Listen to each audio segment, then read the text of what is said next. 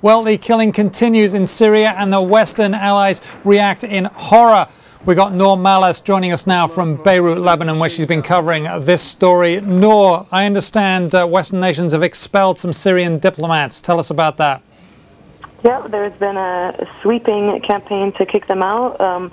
10 countries announced that they were expelling Syrian ambassadors in a largely coordinated campaign to basically say that that kind of killing is not acceptable, even under, this Kofi Annan peace plan that the entire world has been trying to entertain, though the violence continues. Now, I understand this was a response to the killing of 108 civilians last week in one single attack. I also understand that UN observers have been shot at. Tell us about that.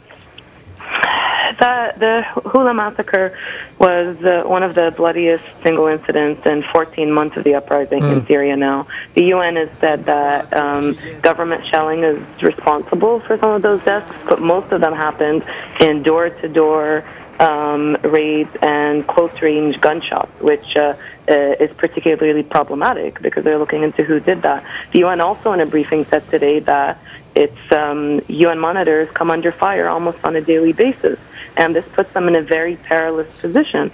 So the violence continues. The UN monitors are in a pretty risky situation, but both Kofi Annan, who's spearheading this plan, and UN Secretary General Ban Ki-moon still say they're committed to keeping the monitors on the ground for now and trying to see this thing through. Now, the Syrian government, Nour, is saying that it's not just the Syrian army that is firing at the UN observers, but it's also the rebels too. Is that correct?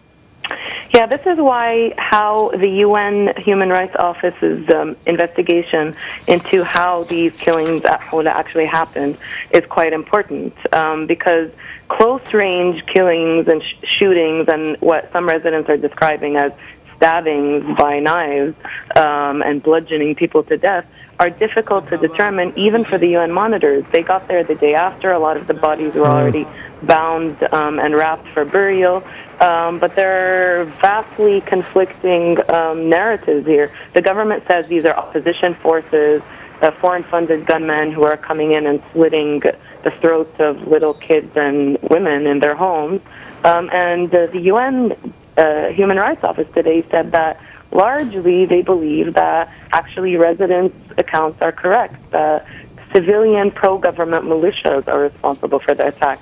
They don't say that their findings are conclusive. They're leaving it open for alternate evidence, but this is what they've said so far. And that's likely to, draw in further condemnations and maybe another attempt at the Security Council to take action against the Assad regime. So do you think Security Council action will make any difference to the Assad regime? It hasn't so far. No, it hasn't, and it still looks pretty grim because Russia is backing him all the way, all indications given so far.